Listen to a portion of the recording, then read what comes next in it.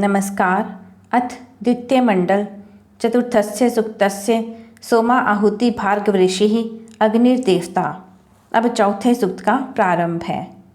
हुवे वह सुद्योतमानं सुवृत्तिं विशाम अग्निम अतिथिं सुप्रेयसम मित्र इव यो दिशिशास्यो भूतदेव आदेवे जने जातवेदाः।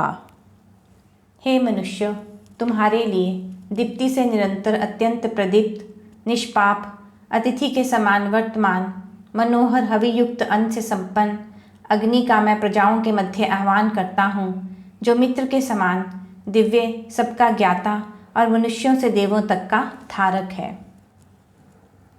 इमं विधन्तो अपाम सधस्थे द्विताथ अदधुः भृग्वो विक्ष्वा आयोः एष विश्वान्य अभ्यस्तु भूमा देवानाम अग्निः अर्तिः जिराश्वः। इस अग्नि की सेवा करने वाले भृगुओं ने इसे जलों के निवास स्थान अंतरिक्ष और प्रजागणों के मध्य दोनों स्थानों में स्थापित किया है। यह समस्त पदार्थों को सब ओर से अधिकता से व्याप्त होता हुआ दिव्य गुणों में समर्थ और वेगवान अश्वों के समान शीघ्रगामी है। अग्निम देवासो मानुषीषु विक्षु प्रियम धुः क्षेषयन्तो न मित्रम सदीद्यत उष्टिः उर्म्या आ दक्षाययो यो दासवते दम आ। देवगणों ने प्रिय और मनोहर अग्नि को मनुष्य संबंधी प्रजाओं में उस प्रकार स्थापित किया है जिस प्रकार प्रवास पर आया हुआ मित्र रक्षित रहता है। वह प्रज्वलित ज्वालाओं से युक्त हुआ प्रकाशित होता है, जो दानशील के हित के लिए सब प्रकार से दक्ष उसके गृह में संयुक्त होता है। अस्वरणवा स्वस्येव पुष्टिः संदृष्टस्य हियानस्य दक्षः वि यो भरिभृत ओषधीषु जिह्वाम अत्यो नरथ्यो दिध्वात वारान। जिस प्रकार अपने शरीर की पुष्टि आनंद देने वाली है, उसी प्रकार ही इस अग्नि की रमणीयता होती है, जो समृद्धि को प्राप्त हुई भस्म करने वाली तेजस्वी दर्शनीय है, जो वनस्पति औषधियों पर अपनी ज्वाला रूपी जिह्वा को ऐसे घुमाता है, कंपायमान करता है, जैसे रथ में जुता हुआ घोड़ा अपनी पूंछ को हिलाता है। आयन्मे अभवं मंदः पनंतो शिग्भयो नामीमीत वर्णम सचित्रेण चिकीते रंसु भाषा जुजुर्वान यो मुहुरा युवा भूत।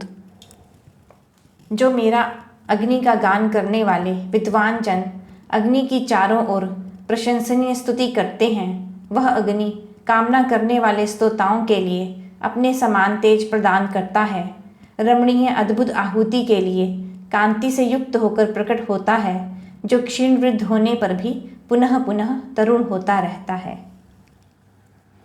आ यो वना तात्रिषाणो न भाति वार्णपथारथीव स्वानीत कृष्णाधवा तपुः रणवः चिकेत धौरीव सम्यमानो नमोभिः।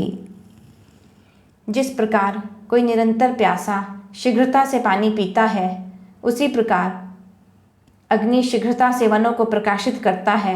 जैसे ढाल की ओर जाता हुआ पानी और सुगम मार्ग पर जाता हुआ रथ शब्द करता है, वैसे ही शब्द करता हुआ अग्नि काले मार्ग पर जाता हुआ उसी प्रकार तपाने वाला रमणीय ऐसे प्रकट होता है, जैसे नक्षत्रों से ध्रुवलोक प्रकाशमान होता है। स यो व्यस्थादभि दक्ष पूर्वीं पशुर्नैति स्वर्युर्गोपाः अग्निः शोचिष्मान अंतसान्य उष्णन कृष्णव्यथिः अस्वदयत न भूम। जो विविध रूपों में सर्वत्र व्याप्त अग्नि विशाल भूमि को और अधिक विस्तृत करता है, वह रक्षणहीन पशु की भांति इधर उधर गमन करता है।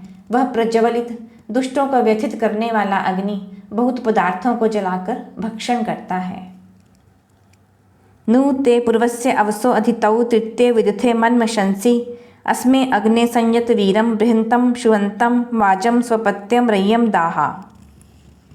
हे अग्नि, तेरे द्वारा पूर्व में किए गए रक्षण का स्मरण करते हुए मन से तुम्हारी प्रशंसा करते हैं।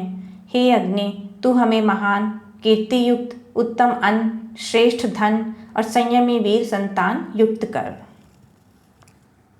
तव्या यथागित समदासो अग्नि गुहा वनवंत उपरान अभिष्युः सुवीरासो अभिमातिशाह स्मत् सूरिभ्यो गृणते तद्वयो थाहा। हे अग्नि, एकांत में ध्यान लगाकर तेरी स्तुति करने वाले बुद्धिमान जन तेरी कृपा से आनंदित होकर उत्तम वीरों से युक्त शत्रुओं को पराजित करने वाले उत्कृष्ट हुए हैं। उसी प्रकार तुम मेधावी स्तुति करने वाले हमारे लिए वर्णीय धनों को प्रदान कर। यह चौथा सूक्त समाप्त हुआ। अगले अंक में 5वां सूक्त प्रस्तुत करेंगे।